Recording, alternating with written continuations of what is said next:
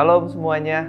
Halo Ko Welly. Halo. Makasih ya Ko buat waktunya. Sama-sama. Sungguh luar biasa ya Ko, semua karena anugerah Tuhan kita bisa berkumpul di sini. Iya, amin. Ko, saya mau nanya aja. Ini kan kita mau berbagi untuk cerita dari Ko Welly ya Ko. Sesuatu yang menurut saya sangat-sangat personal dan privat buat Koko sendiri gitu ya. Kenapa ya Koko ingin untuk berbagi kesaksian dan cerita Koko ini ke forum publik seperti ini Ko? Shalom semuanya. Perkenalkan nama saya Welly. Kenapa ya? Karena saya sudah diselamatkan oleh Tuhan. Jadi saya mau berbagi pengalaman hidup saya tentang berjalan bersama Tuhan. Karena untuk menguatkan semua saudara-saudara yang terkasih, segala suatu masalah itu harus berjalan bersama Tuhan. Wow, dalam segala hal Koko mau menguatkan untuk kita semua ya. Untuk kita itu tuh selalu bisa berjalan bersama Tuhan. Wah, saya jadi nggak sabar nih mau dengar kesaksian dan cerita dari Ko Welly. Jemaat AFJ Padang, di momen yang spesial ini, Natal ini, mari kita sama-sama kita saksikan. Bersamamu, Bapa.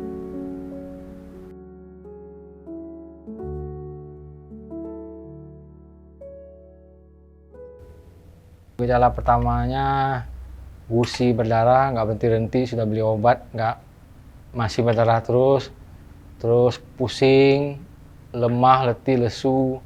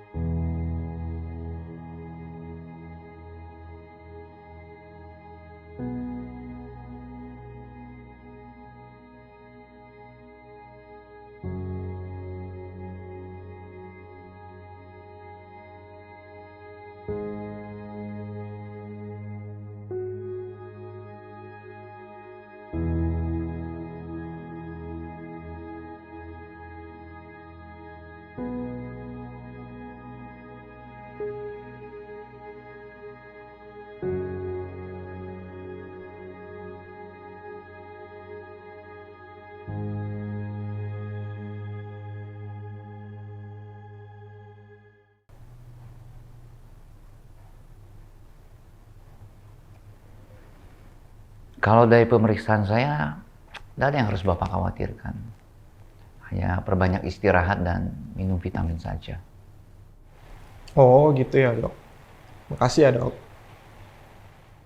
Habis itu dokter kedua tetap sama lah. Itu saya lakukan karena ada rencana pergi tur ke Phuket. Jadi cek ke dokter, sama dok, diagnosisnya cuma kelelahan sama kurang vitamin, minum.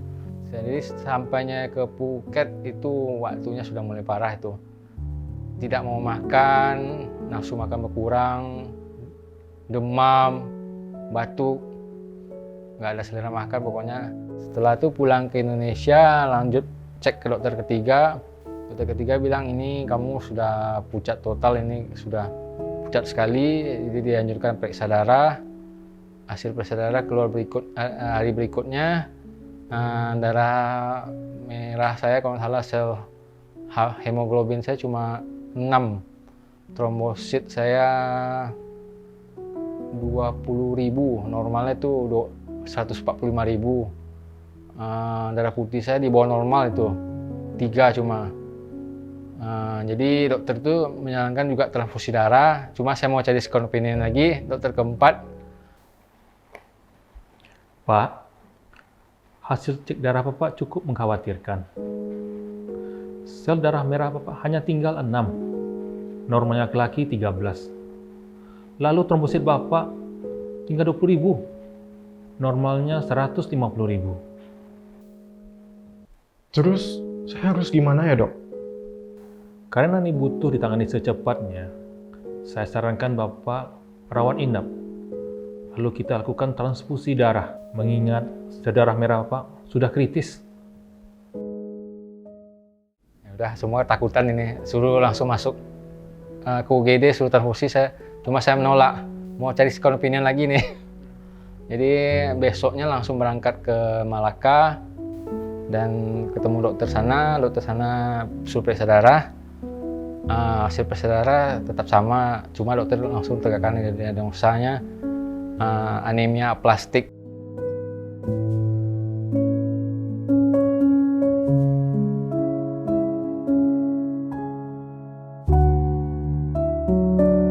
Jadi untuk pastinya nanti 1 bulan berikutnya mesti cek sumsum lebih pastinya. Jadi untuk sementara dokter kasih saya obat yang namanya imun supresan itu kalau salah saya.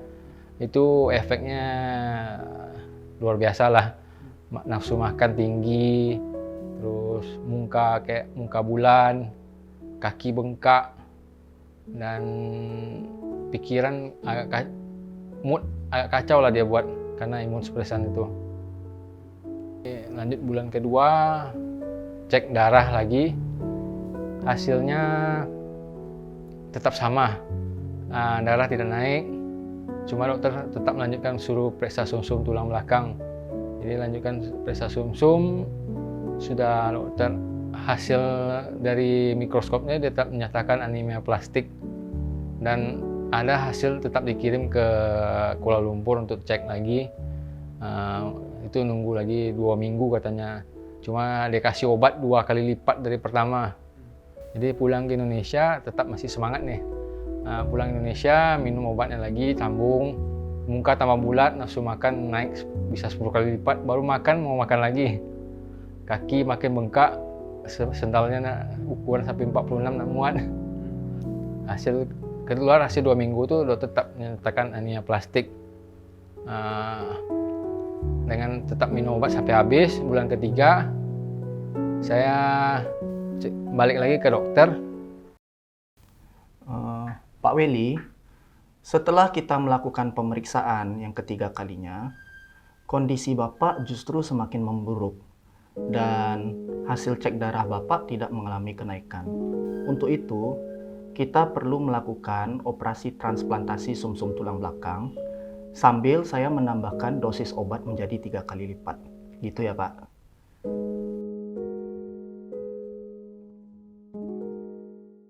Pertama, saya sampai bulan ketiga ini saya rajin ibadah ke kelenteng. Jadi ibadah kelenteng minta penyembuhan lah. Sebelumnya saya juga ada pengobatan alternatif dari minum obat yang aneh-aneh, ke dukun. Karena kalau orang sakit ini semua dilakukan ya, kalau belum mengenal Tuhan. Tuhan, jika Engkau ada, tunjukkan kuasa-Mu untuk kesembuhanku.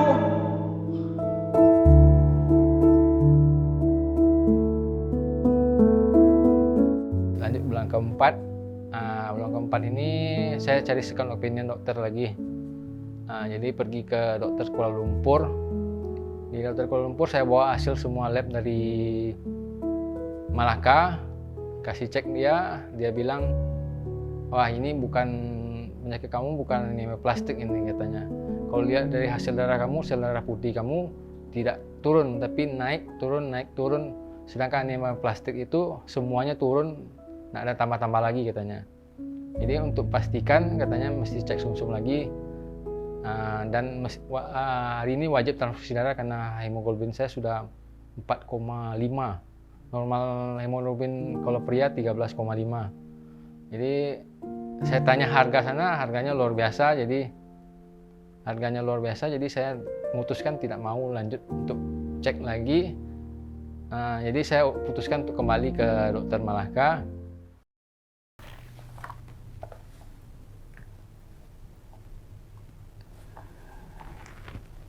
Pak Welly, setelah kita melakukan pemeriksaan, saya menemukan bahwa sel darah putih Bapak cenderung tidak stabil dan naik turun. Besok kita perlu segera melakukan transfusi darah untuk menetralisir anomali ini.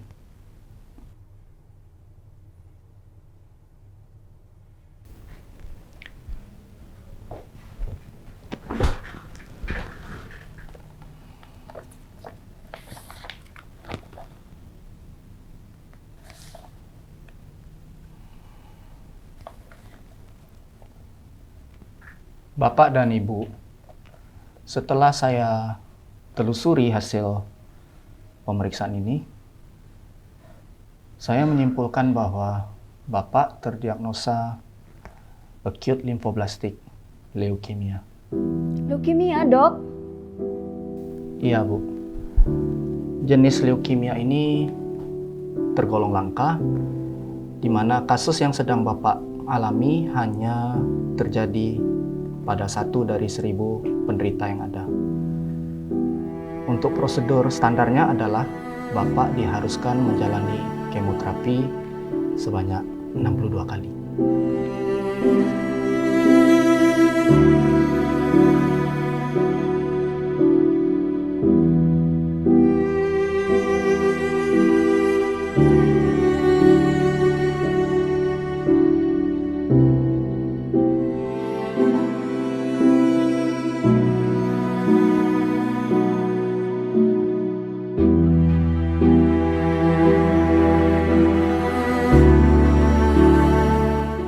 Untuk proses kemoterapi ini biasanya kita jalani selama 3 minggu dan pasien juga diharuskan untuk lakukan rawat inap selama proses ini berjalan. Jadi hari ketiga dokter pantau fisik masih oke, katanya darah tidak ada mengalami penurunan, kan cek darah paginya. Pak Weli, dalam 3 hari ini saya melihat kondisi fisik Bapak jauh membaik. Dan untuk saat ini Bapak tidak perlu lagi lakukan rawat inap. Perbanyak istirahat dan tetap optimis selama proses kemoterapi ini berlangsung ya Pak ya. Dan kita akan mengupayakan yang terbaik untuk pemulihan kesehatan Bapak. Langsung pulang hotel tuh, masuk hotel langsung bilang sama istri, kita lah lapar nih mau makan di luar sebelah kantin. Nah, udah pergi kantin. Jadi ini awal mulanya mukjizat mulai terjadi nih.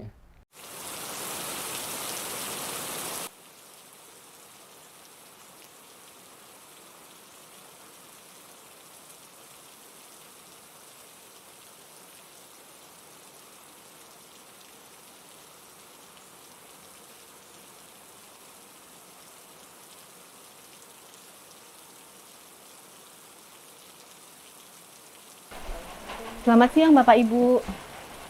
Maaf mengganggu. Boleh saya duduk sebentar? Terima kasih ya. Bapak Ibu masih ingat dengan saya? Kalau nggak salah 5 tahun yang lalu kita pernah ketemu. Ada keluarga Bapak yang sakit ya waktu itu ya? Berobat di sini juga. Oh iya, saya ingat. Waktu itu saya sama mama mertua menemani ponakan kami berobat di sini. Ya, benar sekali Pak. Saya ingat waktu itu keponakannya ya. Kalau boleh tahu Bapak ada keperluan apa datang ke Malaka? Saya beberapa saat ini dinyatakan positif leukemia. Dan baru saja menjalani kemoterapi yang pertama. Oh, semoga kemoterapinya lancar ya Pak ya. Bapak Ibu sekarang tinggal di mana ya? Terima kasih doanya ya Bu. Untuk sekarang kami tinggal di hotel di sebelah kantin ini. Oke, saya rasa pasti biayanya cukup besar ya Pak ya untuk biaya kemonya ya. Kalau Bapak dan Ibu bersedia, mau nggak tinggal di rumah misi kami? Kebetulan kami rumah misinya bisa untuk tempat tinggal sementara bagi pesakit-pesakit yang datang di Malaka. Lumayan loh Pak, bisa meringankan beban biaya berobat Bapak juga kan selama di sini. Oke. Jadi kami pikir secara biaya menolong sangat, jadi kami terima dulu. Karena hotel sudah di booking, tetap nginap di hotel hari pertama itulah. Jadi besok dijemputlah kami. Saya pikir jauh rumah misinya, rupanya palingan 10 langkah dari hotel saya, dijemput pakai mobil. Silakan Bapak Ibu, anggap aja rumah sendiri ya. Ini rumah misi kita. Nanti Bapak dan Ibu bisa tinggal di sini ya. Terima kasih ya Bu, sudah menawarkan kami untuk tinggal di sini. Sebelumnya pun saya nggak tahu nih harus tinggal di mana selama pengobatan ini. Sama-sama Pak Weli. Semoga Bapak dan Ibu nyaman tinggal di sini. Dan Bapak Ibu nggak usah sungkan ya kalau ada apa-apa hubungi saya. Dan saya setiap hari ada di sini kok, ya. Pastor selama saya rumah misi tiap hari kunjungi, terus ada satu pasien masuk lagi, pastor juga datang doakan terus gitu. Saya merasa pasien ini kok didoakan besoknya, dari dia cuma tidur, dia sudah mulai duduk di luar, dari luar sudah mulai mau makan, jadi merasa kok didoakan kok gitu. Jadi mulai menerima nih untuk didoakan dulu. Jadi didoakan dan mau disuruh untuk berdoa. Pak Weli, apakah Bapak berkenan untuk saya doakan Bapak? Mau ya? Oke, mari kita berdoa ya Pak ya. Ya doakan lah gitu, maksudnya cuma belum percayalah. Pastor suruh doa, setiap mau hasil persaudaraan, pastor bilang, minta sama Yesus untuk penyembuhan kamu katanya. Cuma saya doanya gini.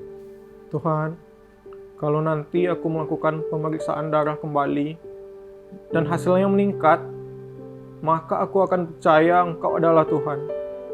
Mohon, tunjukkan kuasa-Mu. Nyatanya hasil darah nggak ada perubahan sama sekali. Ya, tetap berdoa itu terus.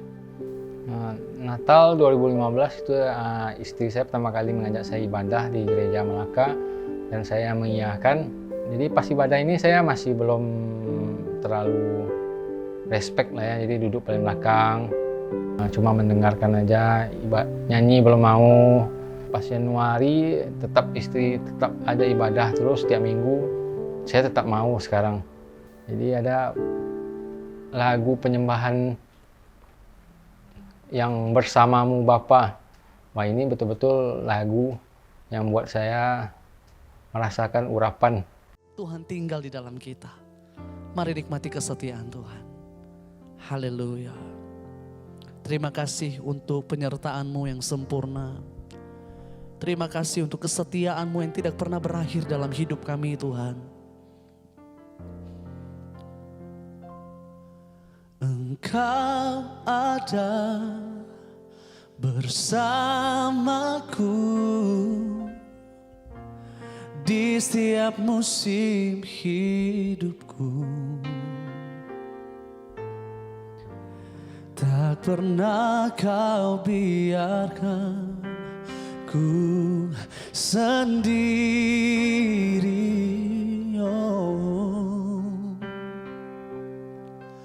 Kekuatan di jiwaku adalah bersamamu.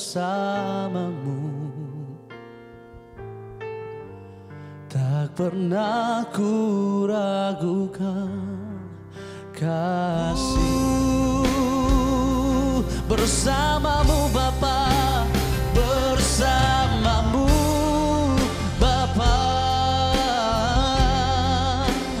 Ku lewati semua sebab perkenanan-Mu Tuhan, perkenanan-Mu yang teguhkan hatiku. Engkau yang bertindak. Matius 6 ayat 33 sampai 34 berkata, "Tetapi carilah dahulu kerajaan Allah dan kebenarannya, maka semuanya akan ditambahkan kepadamu. Sebab itu janganlah kamu khawatir akan hari besok, karena hari besok mempunyai kesusahannya sendiri. Kesusahan sehari cukuplah sehari." Biarkan musik menyembah Tuhan. Saat ini satu hal yang kami nyatakan di hadapan Tuhan, bahwa hanya bersama dengan Engkau kami bisa melewati semuanya Tuhan. Perkenanan-Mu, penyertaan-Mu, itu yang meneguhkan kami sampai hari ini. Kami kuat karena Tuhan. Kami lewati. Saudara terkasih, jika ada hari ini yang ingin menerima Tuhan Yesus sebagai Tuhan dan Juru Selamat, saya undang untuk maju ke depan. Saya rindu untuk mendoakan. Bersamamu Bapa,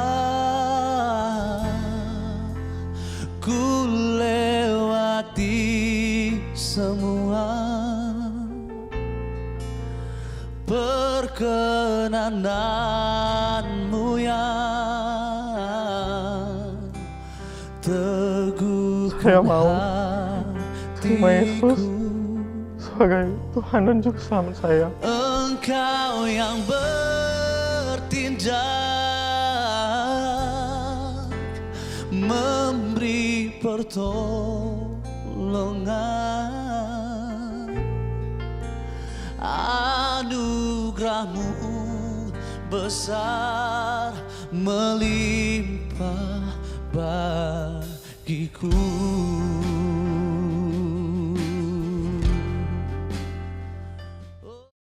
Doanya waktu itu saya sudah bertukar sih, waktu pemeriksaan darah bukan lagi Yesus pulihkanlah saya kayak gitu, bukan kayak gitu. Tuhan, biarlah terjadi sesuai dengan kehendak-Mu. Kuserahkan seluruhnya hidupku ke dalam tangan-Mu. Padamu aku percaya dan aku berserah.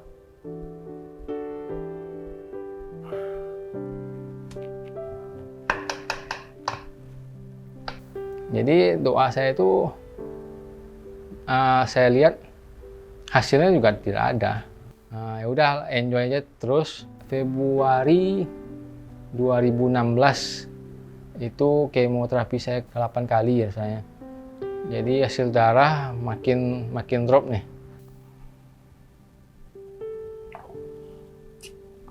Hasilnya masih sama, Pak. Jadi dokter bilang nih masih transfusi darah dan kamu mesti periksa sumsum lagi karena hasil darah tidak bagus.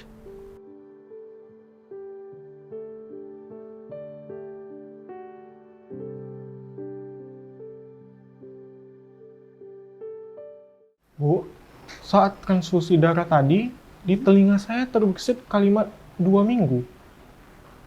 Apa mungkin itu maksudnya saya disuruh balik ke Indonesia dulu ya? Apapun itu maksudnya Tuhan, Pak. Yang penting, Pak, Bapak harus tetap semangat. Kita ikut apa maunya Tuhan aja. Oke, Pak? Pak Willy, dari 12 kali pengobatan yang sudah kita lakukan, kami justru menemukan bahwa sumsum tulang belakang Bapak semakin kosong. Kami akan segera mengirimkan hasil pemeriksaan ini dan dicek lebih lanjut ke rumah sakit di KL, dan proses ini memerlukan waktu selama 2 minggu. Ya, mungkin Bapak bisa pakai dulu waktu ini untuk kembali ke Indonesia. Jadi pulanglah saya ke Indonesia selama 2 minggu. Karena saya merasa 2 minggu itu waktu saya jalani dengan mempersiapkan diri, maksudnya itu sama keluarga, dekat-dekat terus, cerita sama istri, lebih dekat sama anak, main-main sama anak, nggak ada rasa takut gitulah.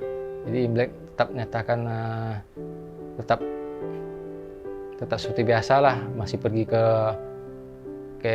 orang normal lah, pergi ke semua saudara Imlek.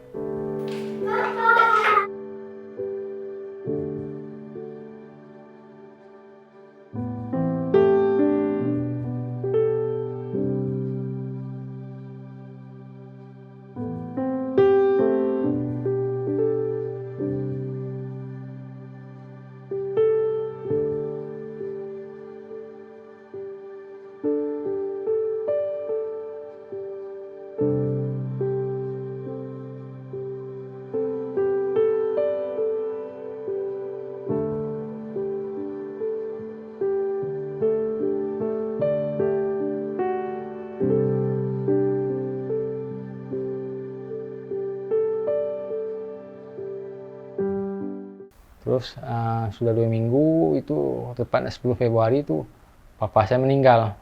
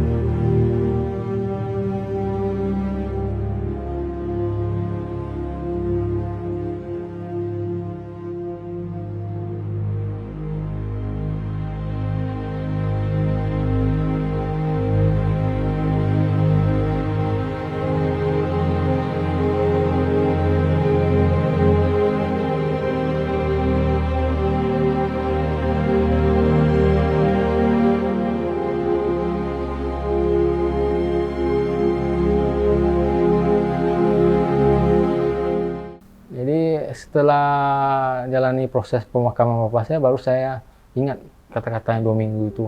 Saya hitung hari, 2 minggu. Jadi ini maksud Tuhan ini 2 minggu ini.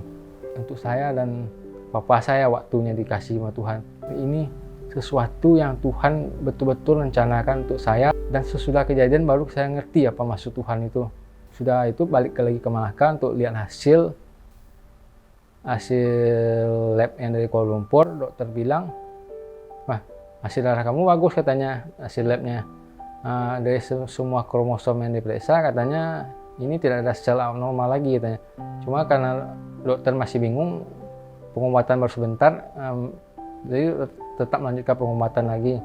Hasil darah saya HB, trombosit sama darah putih itu naik. Dan dokter menanyakan saya, kamu ada tambah darah di Indonesia? Tidak ada dokter, saya bilang. Wah, dokter mulai senang nih. Pulangnya saya beritakan ini ke pastor Malaka. Pastor Malaka dengan senangnya bilang, wah, Yesus bekerja untuk diri kamu nih katanya. Jadi pulang ke Indonesia lagi, sudah hasil itu dokter bilang 2 minggu lagi kamu melanjutkan kemoterapi. Dengan melihatnya kerja Tuhan dalam hidup saya memutuskan untuk dibaptis sama istri nih.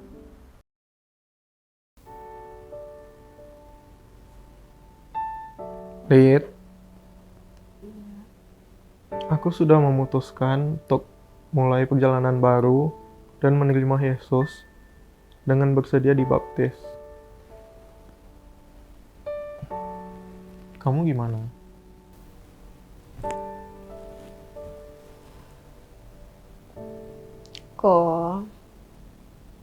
Aku adalah saksi hidup perjalanan Koko melawan penyakit ini. Dan juga bagaimana proses mengenal Tuhan. Dan aku melihat satu persatu pekerjaan Tuhan nyata di kehidupan Koko. Mungkin aku belum mengerti. Namun jujur, aku senang ketika aku belajar, berdoa, dan berserah kepada Tuhan. Aku mau bersamamu, berjalan bersama.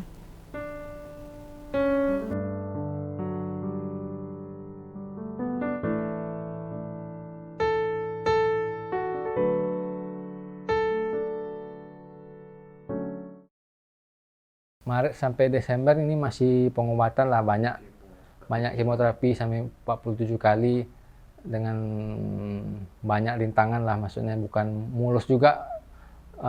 Setelah kenal Tuhan langsung mulus jalannya semua, tidak. Jadi ada faktor tenaga, biaya, pikiran, anak ditinggal, tapi tetap dengan damai sejahtera menjalankan semuanya. Jadi doa kami mulai akhir tahun itu sudah kami selalu berdoa gini. Tuhan Yesus, jujur, secara manusia, aku sudah tidak sanggup lagi. Aku lelah dengan semua ini. Aku hanya bisa percaya dan berserah bahwa aku tidak jalan sendiri. Aku masih punya Engkau yang sanggup menolongku. Aku serahkan hidupku ke dalam tangan-Mu. Aku mau ikut prosesmu dan ajar aku, agar aku mengerti bahwa rancangan-Mu terbaik untukku. Amin. Jadi Januari 2017 lagi nih, istri sudah mulai capek temanin saya nih, jadi saya pergi sendiri yang kemo ke 47 itu. Sampai saudara, dokter tidak mau lanjutkan pengobatan, katanya ini hasil darah kamu kok sel kankernya ada kenaikan katanya. Ini mesti cek sumsum lagi katanya. Besoknya cek sumsum, kosong lagi katanya. Cuma ini saya nak takut lagi nih. Kenapa? Karena saya sudah siap. Nah, siap apa yang terjadi. Jadi saya telepon istri, saya bilang sama dia, hasil darah kurang bagus, saya bilang. Nah, gimana deh? Dokter bilang nih mungkin ada kambuh. Ya udah, istri bilang minta sama Tuhan lah, doa. Yang terjadi sesuai kehendak-Mu aja Tuhan. Karena kami sebagai manusia ini cuma bisa berjalan bersama-Mu aja, berserah sama-Mu aja. Jadi dokter bilang pulang Indonesia, saya pulang Indonesia. Jadi setiba Indonesia, ini kayak orang biasa aja, nggak ada pikiran hasil lagi. Jadi tiba 2 minggu saya telepon dokter, saya tanya, dokter gimana hasil saya? Dokter bilang, kamu besok berangkat dulu ke Malaka. Dia belum mau kasih tahu hasil saya. Pak Willy, saya sungguh tidak percaya dengan apa yang barusan saya lihat. Lihat hasilnya, Pak. Tidak ditemukan sama sekali sel kanker atau sel abnormal lainnya di dalam sumsum tulang belakang Bapak. Yang artinya Bapak dinyatakan sembuh total dari penyakit leukemia ini. Dan Bapak tidak perlu lagi lakukan kemoterapi sisa 15 kali ini. Yesus, Dok. Yesus yang sembuhkan saya, Dok.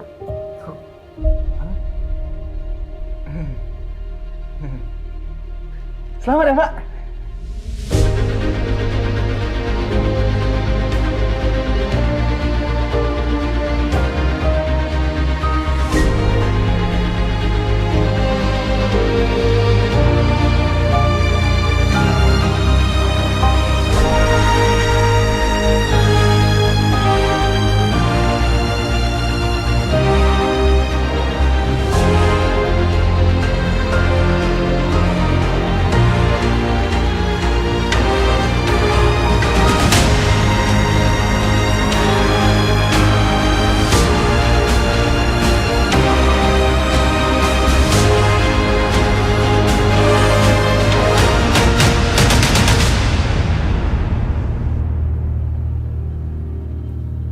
Wow, sungguh luar biasa ya kok kesaksian dari Ko Welly barusan. Saya pribadi sungguh sangat-sangat tersentuh sih melalui apa yang Koko bagikan melalui pengalaman hidupnya Koko ya.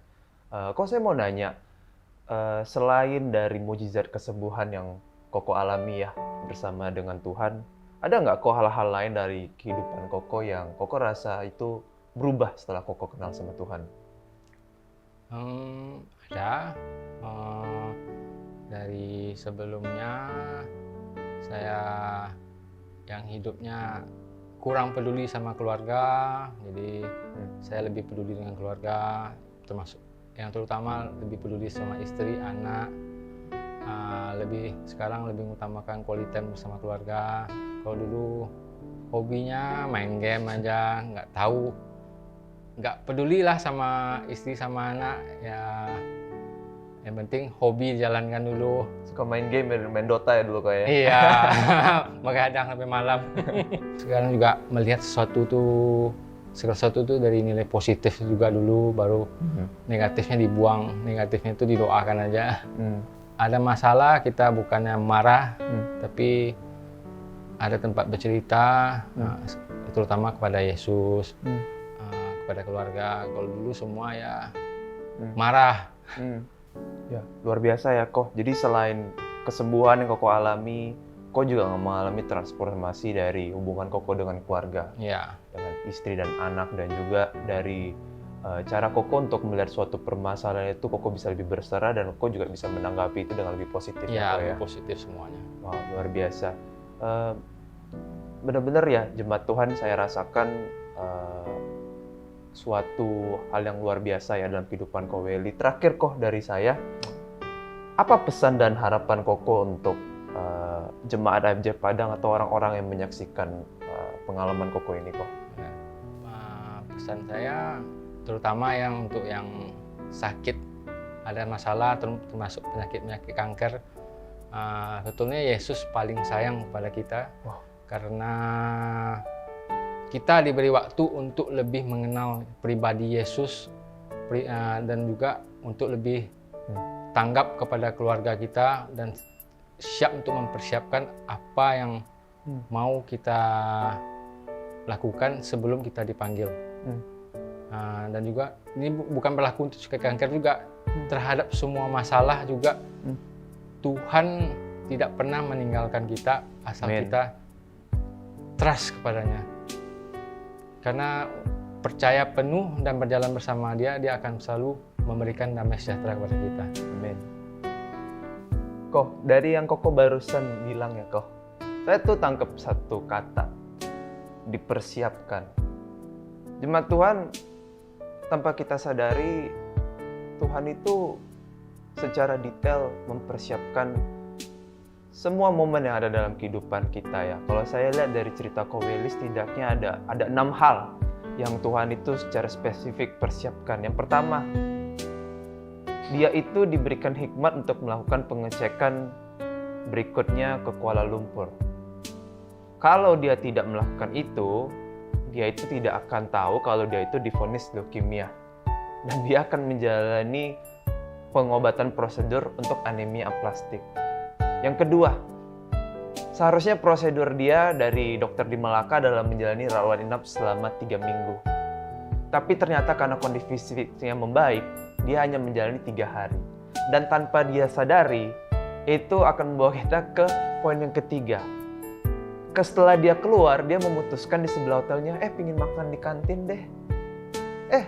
Tanpa dia sadari, di kantin itu ketemu sama ibu pendeta ini, yang dia baru ketemu 5 tahun yang lalu. Itu yang ketiga. Yang keempat, dengan dia ketemu sama ibu pendeta ini, dia bisa dibawa ke rumah misi. Beban-beban secara finansial, Tuhan persiapkan untuk tempat tinggal, dan lain segala macam.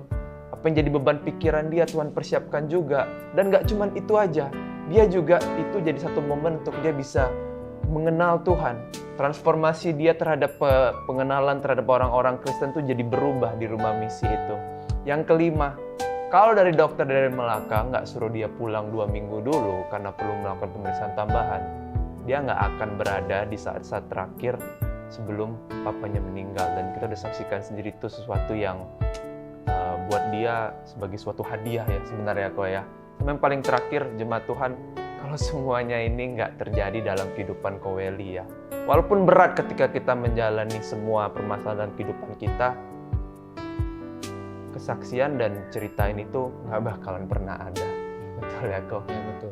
Jadi saya sungguh percaya dalam segala hal itu ya, di Roma 8 ayat 28 Tuhan bilang kalau dia turut bekerja dalam segala hal untuk mendatangkan kebaikan buat kehidupan kita. Baik itu apa yang kita rasa baik ataupun yang kita rasa pada saat itu buruk, tapi Tuhan bisa membawa semuanya untuk mendatangkan kebaikan. Wow, sungguh luar biasa ya kok. Yuk kok kita tutup kesaksian ini dengan doa ya kok ya. Bapa, terima kasih Tuhan. Kalau pekerjaanmu itu melebihi akal pikiran dan akal budi kami ya Bapa. Terima kasih buat anugerah-Mu yang begitu besar dan luar biasa dalam kehidupan kami yang tidak pernah ada habisnya. Penyertaan-Mu itu selalu sempurna Tuhan dalam kehidupan kami. Tuhan, di momen ini, di malam ini Bapa Tuhan, kalau kami semua datang dengan berbagai macam bentuk permasalahan, baik itu penyakit atau apapun itu ya Bapa Tuhan, yang kami tidak bisa sebutkan satu persatu Bapa, biar kami bisa serahkan sepenuhnya kepada Engkau ya Bapa, dan biar kami bisa dengan yakin dan percaya dan dengan penuh iman Tuhan bisa berkata, Bapa Tuhan, bersama-Mu Bapa, kami akan menjalani semuanya ini. Dan biar Tuhan ketika kami pulang dari tempat ini dan melalui kesaksian ini ya Bapa Tuhan, hidup kami bisa tidak sama lagi dan kami bisa ditransformasikan Tuhan. Karena Engkau yang berjalan bersama dengan kami ya Bapa. Terima kasih ya Bapa. Di dalam nama Yesus kami berdoa dan mengucap syukur. Amin.